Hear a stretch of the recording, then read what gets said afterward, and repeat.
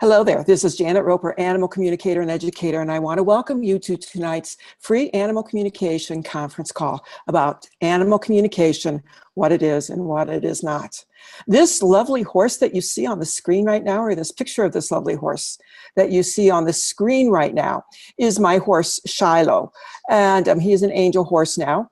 And he, years ago, he was when he was in the physical and also as an angel horse, he's very insistent that people learn to talk to the animals and communicate with animals and connect with animals. He's very insistent upon that. And one of the ways that he said that was tell people not to limp along with their animal communication skills. Now is the time for people to really learn to talk to animals and to listen to us too, because we have much to share. And so those are the words of wisdom from my horse Shiloh. And when we do connect with the animals, we are making the world, not just our world, not just their world, but the world in general, we are making it a better place, because it is true that we all do better when all creatures do better. I have you muted right now. There will be a time for questions at the end. And there's also a chat bar that's over on the right-hand side of your screen. If you have any questions, that you can pop them in the chat bar there, and I will keep an eye on that and watch as I go along, see if there's any questions here. My name is Janet Roper. I'm an animal communicator and educator, as I said before. I'm a blogger. I practice Reiki too. I can practice up to that level. And I am also an animist on the shamanic path. And so what that means is that at the beginning of 2018, I will finish an intensive 2-year program of shamanic study. And I will be drawing on those skills that I've learned in the shamanic practice into the animal communication practice. And we'll see how the two of those melt together and how they blend together, because I'm sure that they will. I've communicated with animals all of my life. I've done it professionally for 15, 20 years, something like that. My focus in animal communication is building right relationship between animals and humans. And you will notice that as often as possible, I will say between animals and humans, because in our society where we believe basically in power over animals, regardless of how enlightened we are about thinking of that differently, we still, with our culture and our society, we're conditioned to think that we have power over the animals. So when you tell the dog to sit, the dog should sit because you're the human and you told him to do so, told him or her to do so. So I am trying to change the energy of that by saying animals first and then humans. So my strength and focus in animal communication is building right relationship between the animals and the humans, so that we can be in relationship with the animals instead of having power over the animals. I also work with people who are grieving the loss of their pet, and that is usually by death and dying. Grief can also be if the animal has had to be surrendered through circumstances that you are unable to control.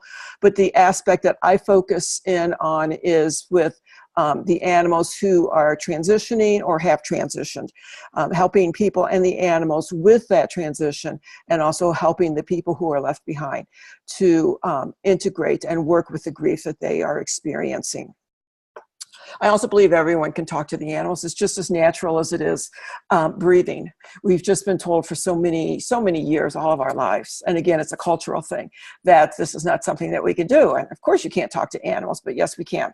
So I'm hoping that you will see tonight how you are already connecting with the animals and in communication with them. Right now, I'm cheerfully owned and managed by one cat and one dog. My cat Raven, my cat Billy passed away in February of this year. So there is Raven, and he might show up tonight. He sometimes crosses the screen whenever I'm on a conference call. And you might hear Max barking tonight because Max is here with me. So you're in the right place tonight if you have a deep love and a respect for animals and you want to get to know them better.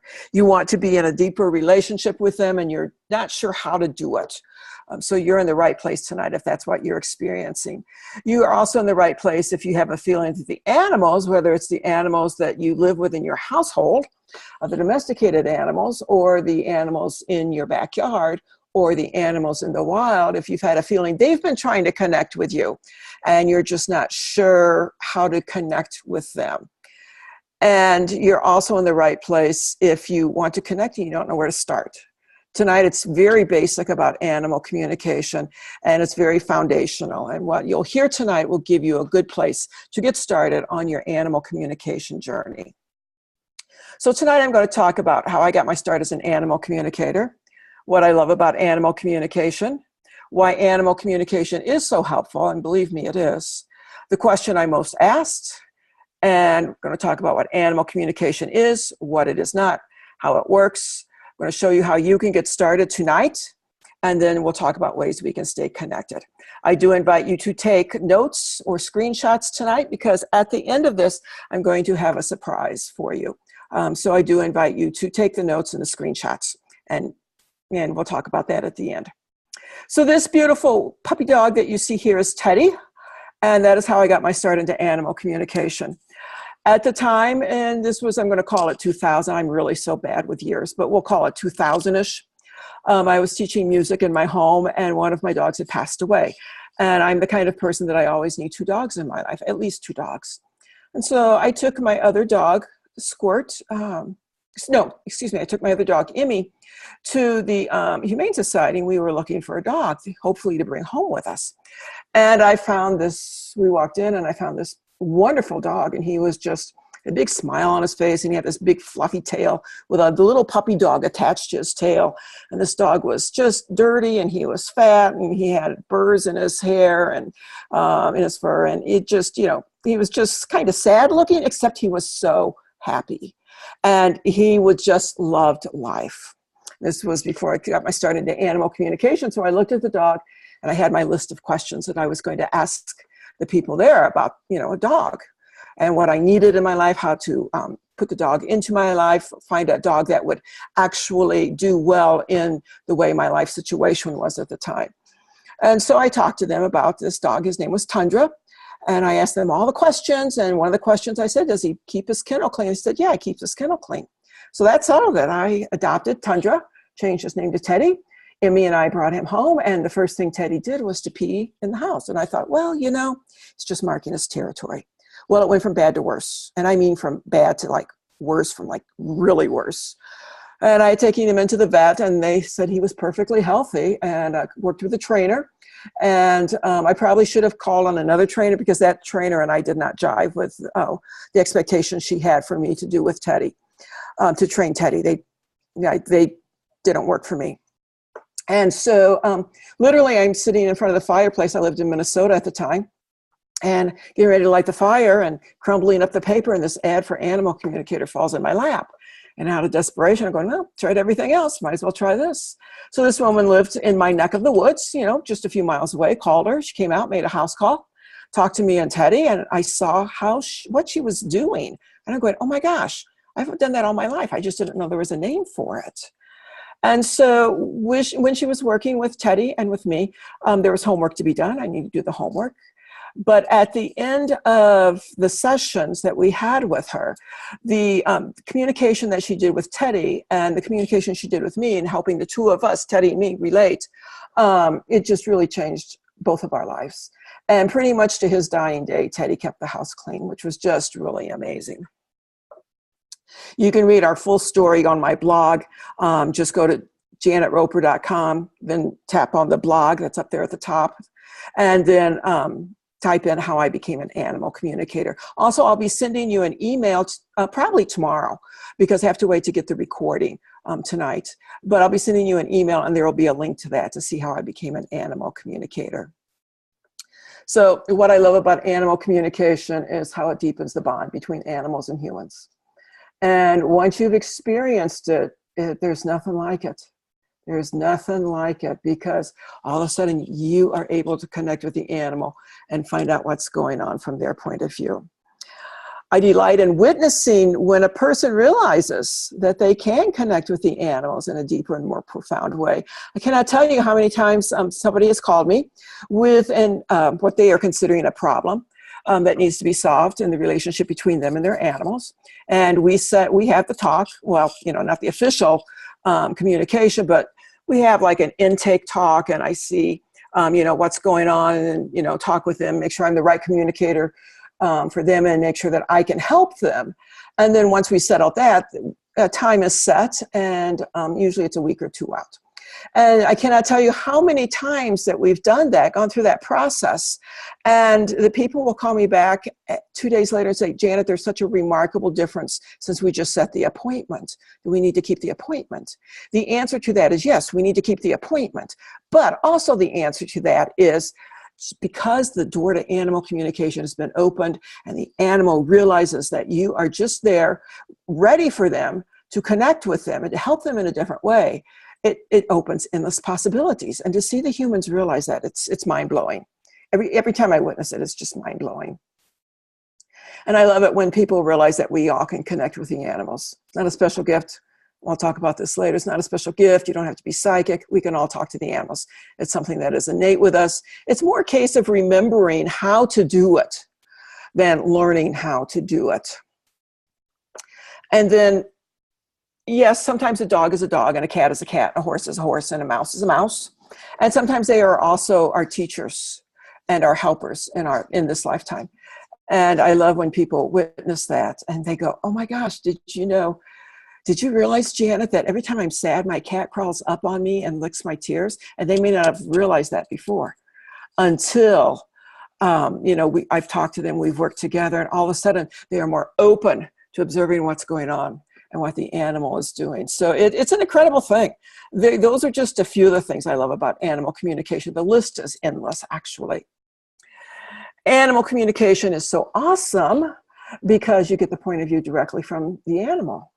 You don't have to Google it. If I want to know why Max is barking, my dog Max is barking, I can ask him and he'll tell me.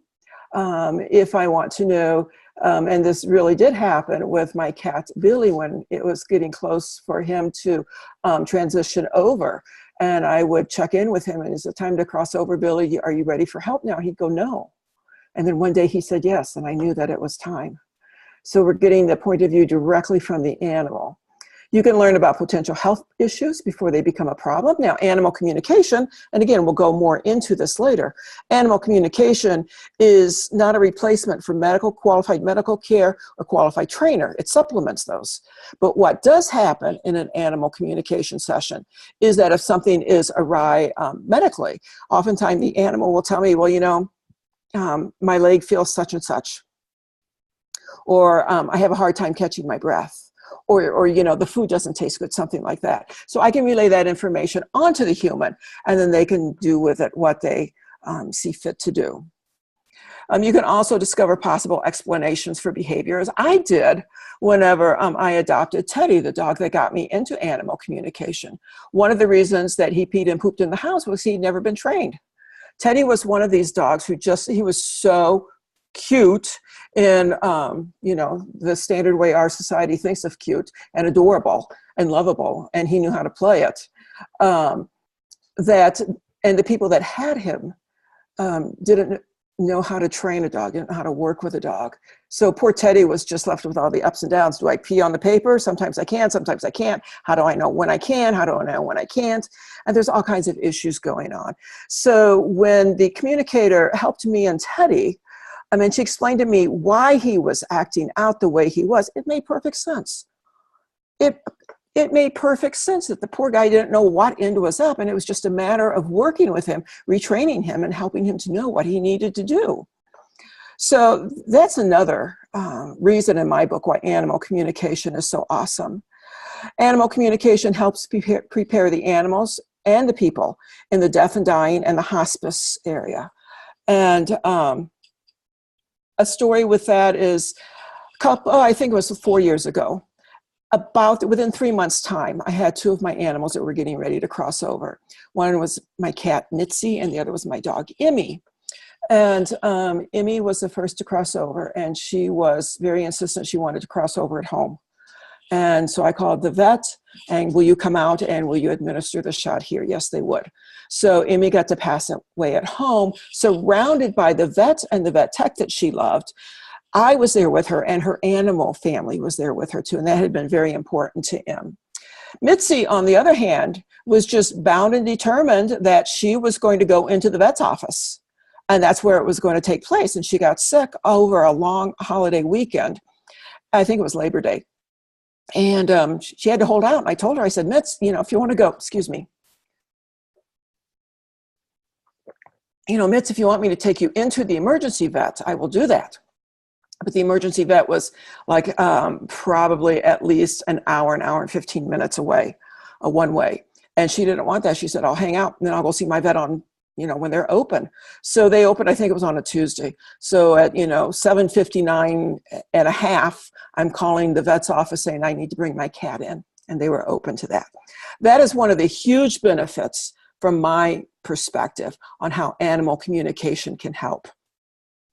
And then we also need to keep in mind that through the intuition, through telepathy is the natural way that animals connect with each other. They don't have a vocabulary. When a cat is meowing, they are not meowing to other cats. They are meowing to the humans. And so when your cat meows, you need to pay attention to that. But the intuition, the telepathy, that is the natural way that all species connect with each other. And we humans are now getting on the bandwagon where we are starting to remember that, yes, we can do this too. So the question I'm asked most often is, can anyone communicate with the animals? And the answer to that is yes, anyone and everyone can connect with the animals. Now, not everyone has the desire to do that, but everyone has the ability to connect with the sentient beings. A lot of times you'll hear me say sentient beings. And when I'm using that phrase, I mean animals, I mean plants, I mean the river, I mean the land, because everything that we're connected to here on Earth, we can connect with. Because we're on Earth, we're connected to begin with. So it's just taking another step to deepen that relationship, that connection that we have. But since tonight we're talking animal communication, I'll stick to the animals. And yes, we can all connect to the animals. You don't need any special gifts. You don't need to be psychic to be labeled like that. As a matter of fact, I find that phrase itself, that term, to be divisive. I look at animal communication in a very pragmatic way, and it's something that's very helpful. It's something we can all do, and it's something that we can all do in the everyday of our life. Really, all that's needed, you got to learn the techniques of it and everything. You got to practice. You got to do that good stuff. But really, where it starts is that willingness to connect and a willingness to move beyond our human perception and experience of what the world should be, and looking at it through a different species point of view. So animal communication is not magic. I will have people call me and they'll sign up for an hour session. And let's say the cat's been peeing outside of the litter box for 7 years, and that is an actual case. And so somebody called and set up the appointment, and I had to cure the cat within that hour, or the person's partner was going to take the cat to the Humane Society, which was basically a death sentence. Well, if something like that has been going on for 7 years, it's not going to be fixed overnight. It's that simple. It's not going to be fixed overnight. And people need to move from that thinking that animal communication is magic. Oh, gee, all I need to do is call the animal communicator and everything's fixed. No, you need to figure out medical, you need to figure out training, you need to figure out communication. And then once you get all that stuff figured out, you start putting the puzzle pieces together, then that's when the change starts to happen. Also, another reason animal communication is not magic is because the relationship is not between me and your animal. The relationship is between you and your animal. That's where the change needs to take place. Yes, you have invited me in. You and the animal both have invited me in and asked for my help, and I'm happy to do that. But I'm not an active participant where the change takes place. I simply talk to the animal, let the human know what's going on. I suggest what they could do, things that they might want to do to change what's going on with that relationship. But for me to actively get in there and fix that, I don't do that, and I won't do that. That is not what I am called to do as an animal communicator.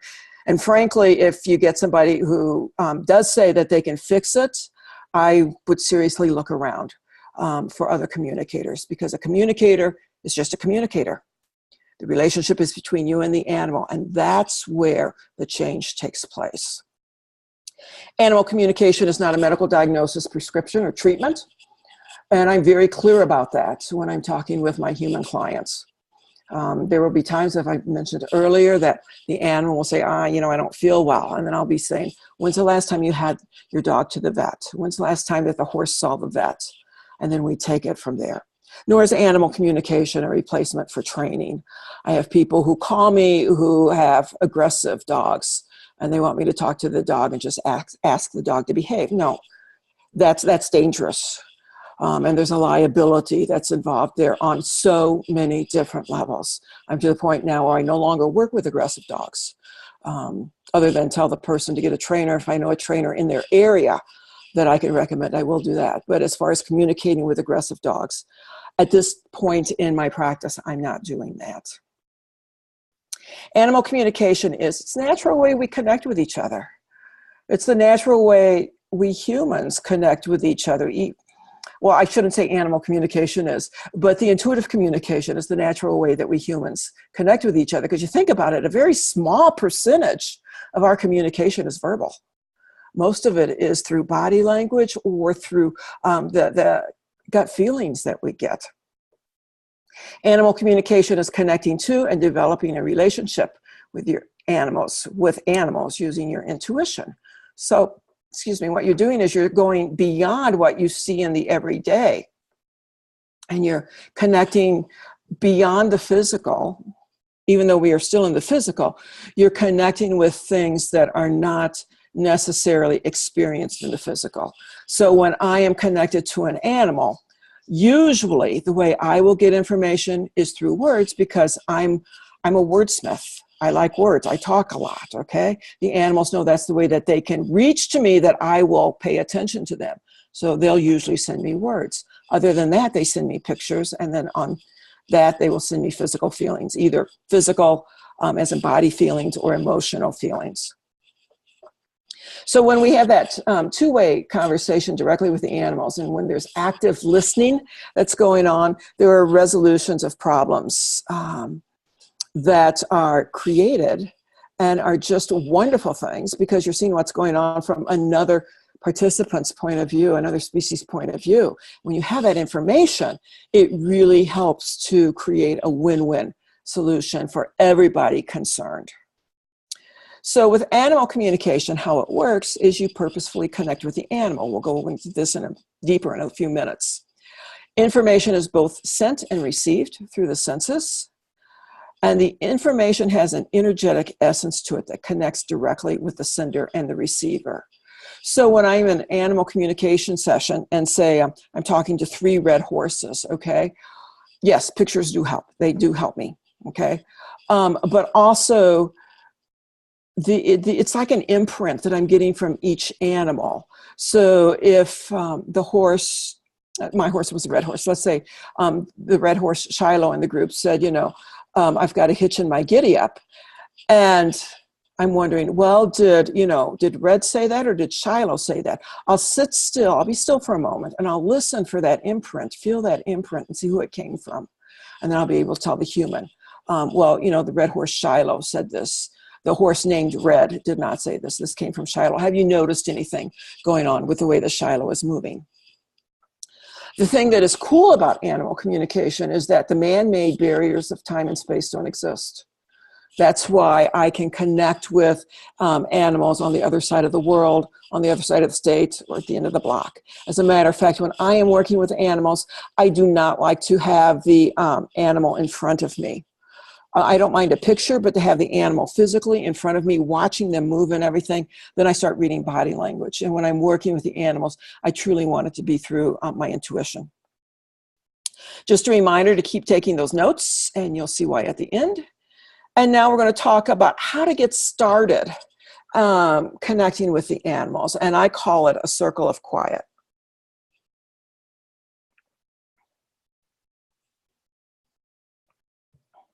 So when you are creating your circle of quiet, and Max, that was Max. Hello, Maxie. You wanted to say something about that circle of quiet, huh, buddy?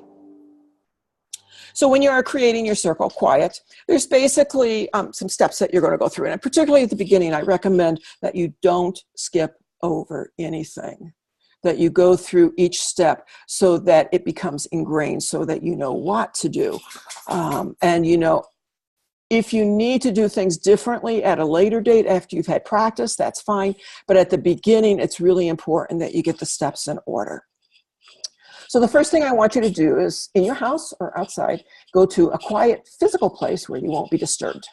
So if you're outside, maybe you're sitting in your hammock, you're sitting under a tree, you're out in nature, it's a very quiet place, okay? I would not recommend doing it in a coffee shop simply because there's too many distractions.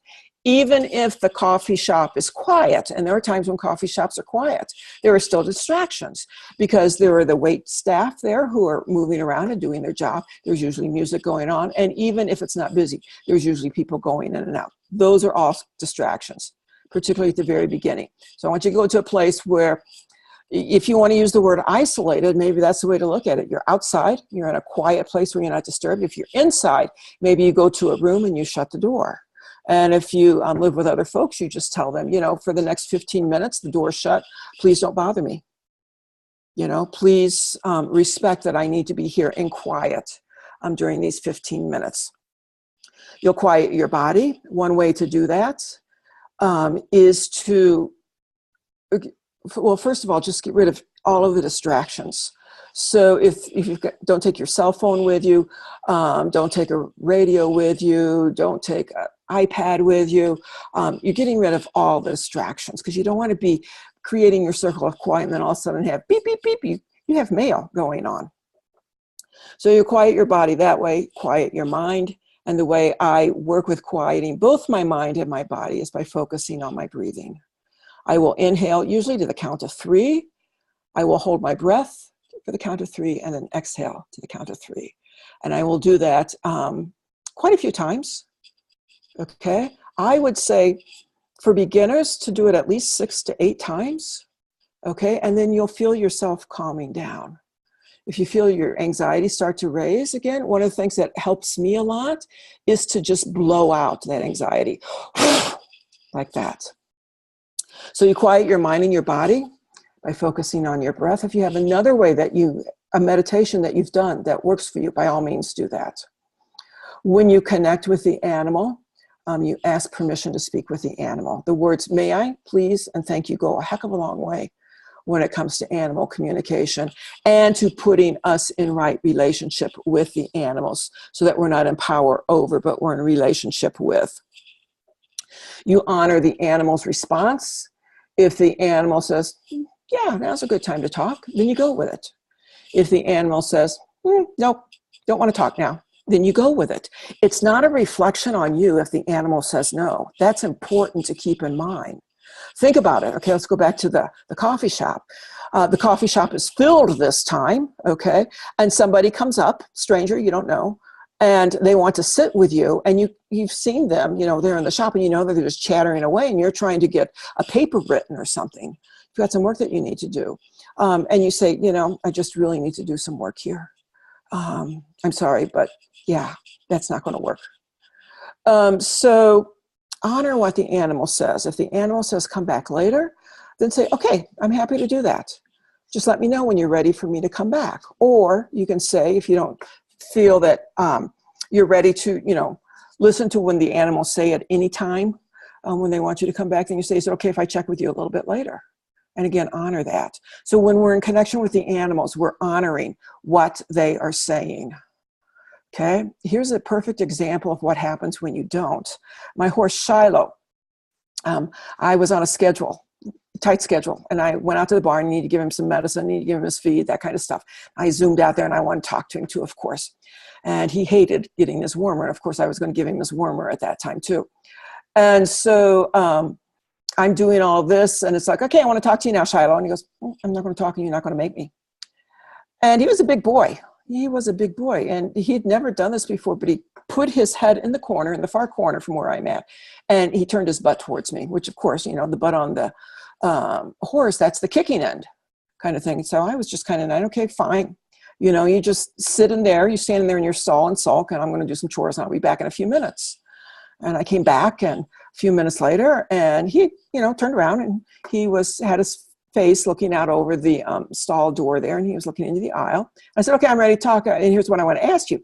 Did the same thing. Went to the same corner, pinned his ears this time, okay, which that, if you know horses, you know when they've got pinned ears, that means they're not happy campers, and turned his butt towards me. And I just, okay, fine, I'm going to leave. So I got in the car. I was driving down the driveway. Probably the driveway was a quarter mile long, something like that. I hadn't even reached the end of the driveway, and Shiloh tuned into me. He said, the reason I wasn't going to talk is because you weren't ready to listen. You had an agenda, and frankly, you didn't care what I had to say. And you know what? My own interpretation of that is when an animal loves you enough to say that, how does it get better than that? Let me tell you, our relationship changed when he told me that. It changed for the better. I learned my lesson, and I realized that he was there to help me. So if an animal says no, just respect that. Again, it's not about you, okay? In the conversation, assuming that the animal has, yeah, let's talk. Okay, ask your questions. Don't push for answers. Ask open-ended questions. And then be open to any pictures or feelings that you receive, or any thoughts, anything that comes your way. Okay, because usually what happens in animal communication is the animal will pick the way that we are the most open, we humans are the most open to receive the information. Like I said earlier, for me, I'm a talker, I get it in words. If you think in pictures, you might get pictures. Some people get like song titles or lyrics from songs, which I think is really cool. I'm actually kind of jealous of that because I'm a musician and that's never happened to me before. So just pay attention to what comes from the animal. And then also, I would say at this point, trust whatever you get. Trust, trust, trust, trust, trust, whatever you get. Okay, because for whatever reason, that animal is telling you in the best way, they know how, something that they feel that they want to pull your attention to. I had, this is a true story, I had a couple one time, husband and wife, and they had just put down their golden retriever, and they had for years, and they were so sad. And they had a new puppy that they had gotten, and I was talking to the little puppy, and the little puppy was just saying, "I love my water bowl. I love my water bowl. I like my water dish." And I'm asking, I mean, these people came to me and they had a list. They had a laundry list of things they wanted to ask the puppy. So I asked the first question, and the little puppy just, "I love my water bowl. And this little puppy just, he went on about that. So, okay, we're not going to get the questions asked. So I tell the people what the puppy had to say. And I was rather chagrined because, you know, I thought, well, I know they've got a lot of things that they want to find out, but apparently the puppy feels this is really important to share. So I shared it with them. They both burst into tears. And the reason they burst into tears was because they had been thinking, the water bowl that the little puppy was drinking out of was the old dog's, the one they put down. It had been his water bowl. And they were thinking that maybe the little puppy didn't like it and that he would want his own water bowl. And that little puppy, so much was done in that conversation by that little puppy saying, "I love my water bowl." And for me telling the people, something which made no total sense to me at all, telling that to the people, and it was what they needed to hear. As a matter of fact, when I'm doing animal communications, usually the things that make no sense to me at all, and the things that I'm going, oh my gosh, I'm going to tell these people, and they think I had bad chicken for dinner, you know, or that I've just gone loopy or something. That's what they need to hear. So trust whatever the animal is getting you. There will be a time later in your practice as you are honing your skills. We'll talk about discerning, you know, what that information is and how to discern it. But for right now, trust it. At the end of the conversation, make sure that you thank the animal, because remember, please, may I, and thank you get you a long way in communication with animals. So when you've created your circle of quiet, you've done some really remarkable things. You've stilled yourself. In our society, stilling yourself, that's a big thing. You've connected with an animal. That's a big thing, okay? And you've had a conversation with an animal. That's a big thing. So even if the first time you create your circle of quiet and it's 2 minutes and you feel like you got nothing, okay, you still did at least 2 of those things, possibly 3. Because, you know, having the conversation, the animal needs to put in their input on that. But you've stilled yourself and you've connected with an animal. And how incredible is that you're doing that in a society which tells you that basically you can't do that. All right, so no one, let's see. What we're going to do is you'll get the recording of this, okay? And so you'll be able to practice with your own animals with this here, because you're also going to get the recording will show the screenshots here. So when you're practicing with your own animals, create your circle of quiet.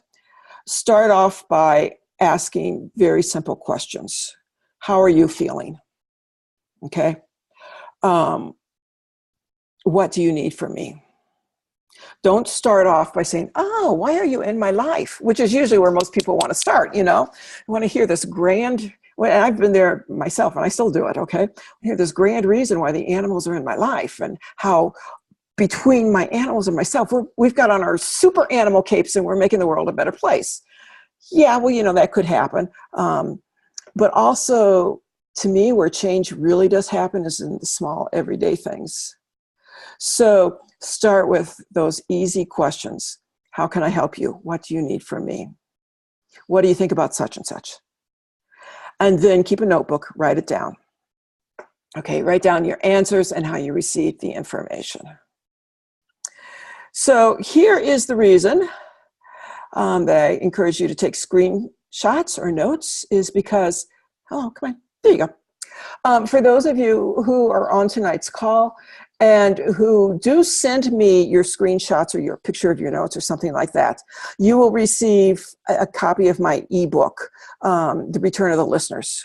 Because everyone who is on this call tonight, whether you're on the call tonight or whether you're listening to it in the future, or whether you're listening to it on YouTube, you are a listener. Or something like this would not attract you. You would just be going out doing something else right now, watching, I don't know, Vikings on TV or something. But because you are a listener and you're attracted to this, I'm going to send you a copy of my booklet, The Return of the Listeners. Now, what you need to do is email me a picture of your notes or, you know, just the one takeaway that you got from tonight's session. Email me that. And I will be sending you an email, like I said, tomorrow about where you can send the email to and exactly what you need to do. So I hope you have enjoyed this call and that you've learned how you're already connecting with the animals. Because again, if you're on this call, whether live or whether listening to it at a later date, you are a listener and you are already connecting to the animals.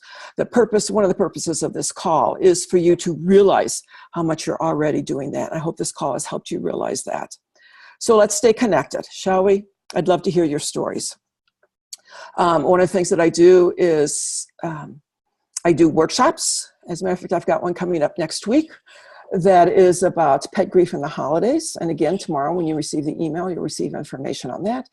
If you haven't already, I do invite you to sign up for my newsletter, because that's where you're going to find out where things are happening, what's going on, and what's new in the world of animal communication, or at least in the world of animal communication as I experience it. That's where you'll find my best articles about animal communication, because in the newsletter I will send links to my blog where you can read the articles and everything. And then I invite you to join me on Facebook. You can go to Janet Roper, and then from there you'll be able to find my page. See, Max wants you to join in on the fun too. Good boy, Maxie. Or I think the business page is Talk to the Animals. I think it's under that, Talk with the number 2, the Animals. But anyway, if you Google Janet Roper Facebook, you'll get to me one way or another. As I said, stay tuned for upcoming workshops that I give monthly.